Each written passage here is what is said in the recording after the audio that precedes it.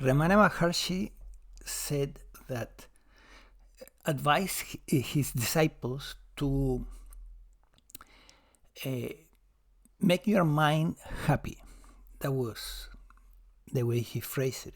Make your mind happy. This idea needs some explaining. Why? Well, because if Advaita is only about consciousness and is about identifying yourself with consciousness, and you have nothing to do with the instruments, physical or mental, then why bother, right?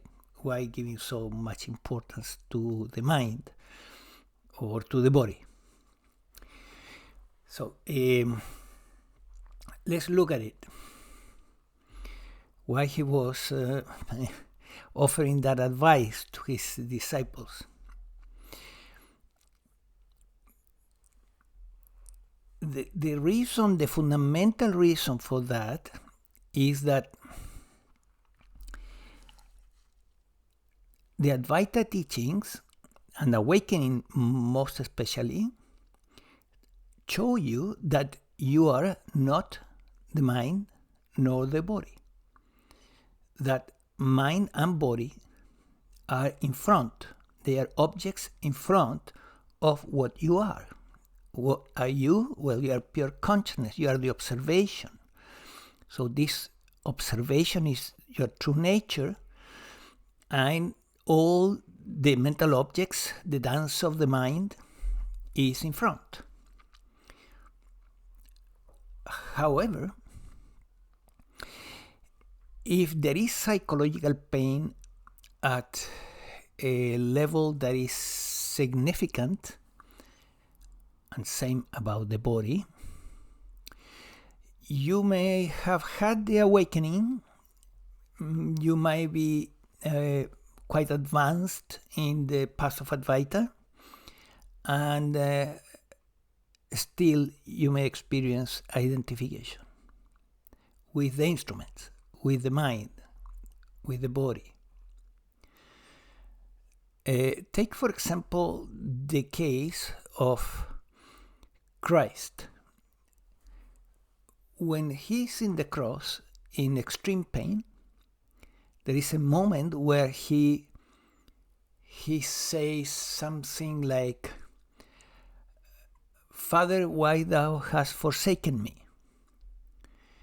Well, why he's saying that? It is because at that moment of intense pain, there is identification, and he's not resting in his true nature. Even a Christ was at that identified, and is showing us through that experience the power of Maya, the power of the illusion. So we need to respect that power all the way to the end. And that means that we need to keep the mind and the body in good conditions. Because intense psychological pain can create identification, and intense pain in the body also, both. Now, the body and the mind are not completely separated, not at all. And this is something that the Romans knew, because there is a Roman saying, mente sana in corpore sano, a healthy mind in a healthy body. So the intention of that sentence is to remind you that the molecular structure of the body has an impact on the mind. It has a serious impact on your mind states. This is also recognized obviously by modern psychiatry. If there is a psychological condition, a mental condition that is of significance, psychiatrists will make an assessment of what is going on with your neurotransmitters, which are molecules, where these molecules are coming from. They are coming from your food. They are in the proteins mostly, and in other substances. So when you go to a psychiatrist or even a psychologist complaining about depression or anxiety or who knows what, they will look very carefully at your body, the brain, which is part of the body, obviously. At the molecular level, what's going on at that level. So mind and body are intimately connected. If you want to keep the mind happy, you need to put attention to what you're eating.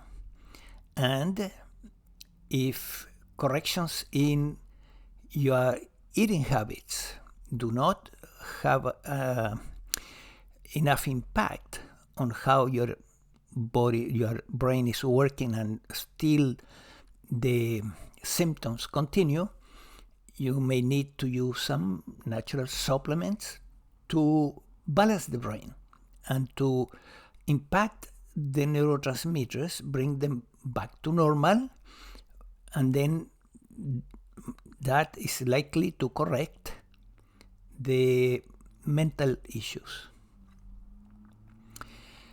Of course, there are medications also that can be helpful.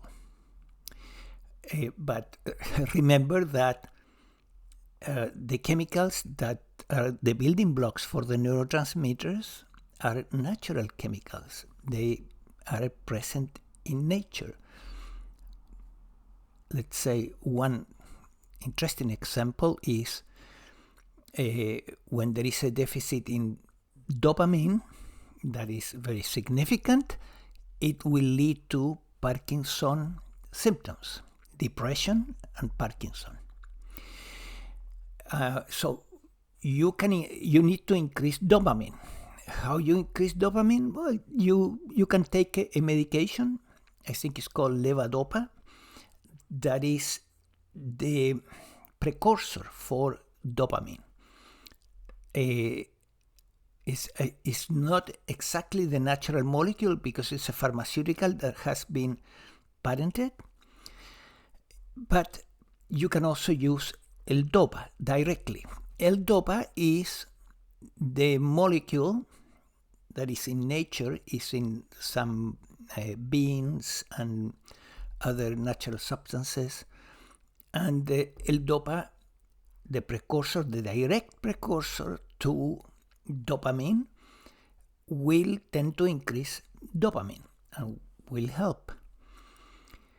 So whether you go through a natural approach or a medication, in both situations can help. Of course, I would recommend to try the natural substances first. If it doesn't work, you try the medication. And that, is just the case of a dopamine deficiency, but deficiencies in the neurotransmitters can be of many kinds. A memory problem is usually an acetylcholine issue, low acetylcholine. And then you can use natural substances to improve the situation, as well as some medications. So now,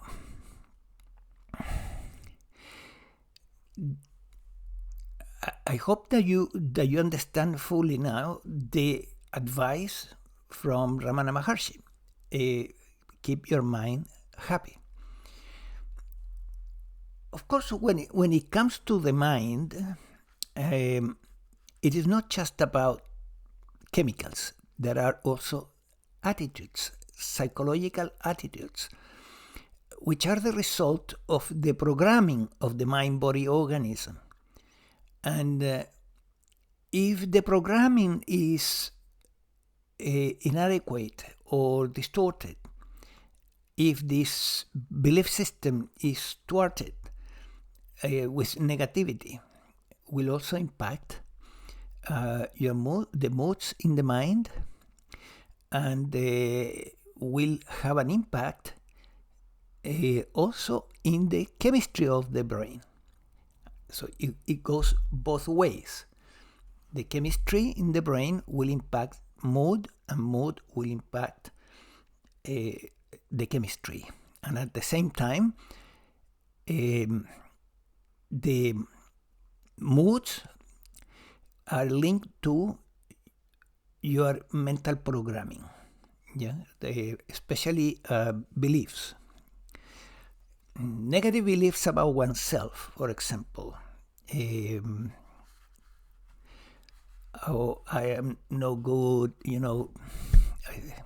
ideas that are abrasive to the illusion, to the little self. It can create depression. Low self-esteem is usually at the foundation of depression. Not always, because as I said, sometimes the origin has more to do with the brain. So this hopefully will help you to see with clarity that the path to final liberation is holistic in nature. It's like when you pull the tail of the cat, you get the whole cat. Here is the same. You begin to pull the tail of the cat in Advaita as I want to disidentify myself from everything and identify only with consciousness, with the observation. Fantastic, that's beautiful. But very soon you may realize that you have some dense issues in the body or the mind that need to be addressed. So the path ultimately is holistic. And that includes not only the body and the mind, it also includes the energy body. And that's where yoga comes into play. Where is the energy in the body? What is happening with the chakra system, with the energetic system? Is the energy constantly in the lower chakras? Because energy follows awareness. So if unconsciously awareness is in the lower chakras, energy goes there and it activates the lower motivations of the mind-body system, not the higher motivations.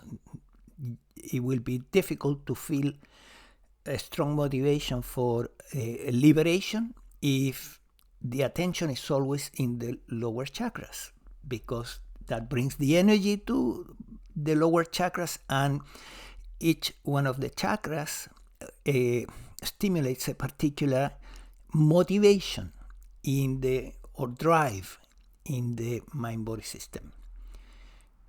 In the lower chakras, motivation for survival, for sexuality and pleasure. In the second chakra, for creating a likable personality. In the third chakra, for romance in the fourth. But in the higher chakras, the motivations are spiritual in nature. So there you have the whole picture. Physical, there is a physical aspect, a mental aspect, energetic aspect, and finally a consciousness aspect, which is the end of the path.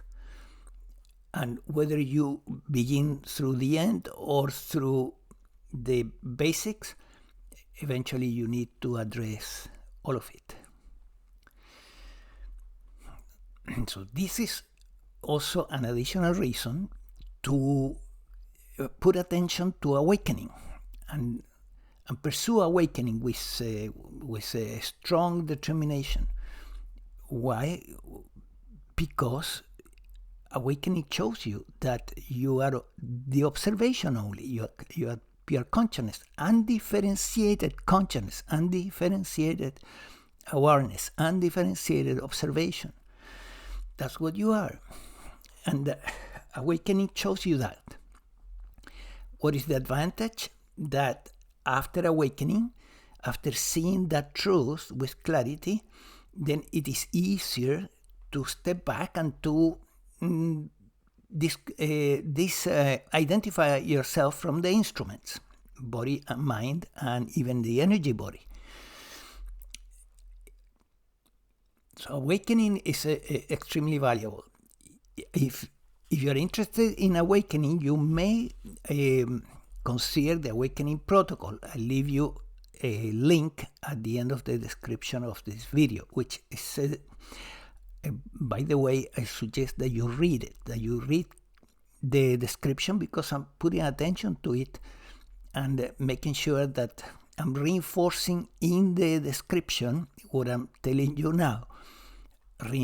Reinforcing the same ideas so that they can go deeper, right? Because in Advaita, repetition is important. In the spiritual path is very important, very valuable. Because this magnificent truth from Advaita, from the path of Advaita, need to be brought deep into the bones, not just, having a first intellectual understanding, which is valuable, but it's not enough. You need to bring those insights into the very bones of your being. So repetition is necessary. Watching this video again, if you felt that you understood something new, that you didn't know, that there was an aha moment, it means that there is something valuable there that you need to embody deeper and deeper. Then watch this video again in that case. And the same is valid for any video pertaining to Advaita, whether it is from this teacher or any other one. If you feel that there was an insight while you were watching the video, watch it again and make sure that that idea is cemented deeper. I also leave you down below my email, so that if you are interested in coaching sessions before awakening, to prepare yourself for awakening, or after awakening, to embody the awakening, write to me and we discuss the possibility of having some coaching sessions, and I will make sure to charge something that is fair, but at the same time within your means. I think that covers all. If you enjoyed the video, if it was helpful to you, please click like, and perhaps if you can, if possible to you, share the video. That's very good too. And subscribe to the channel. Take care.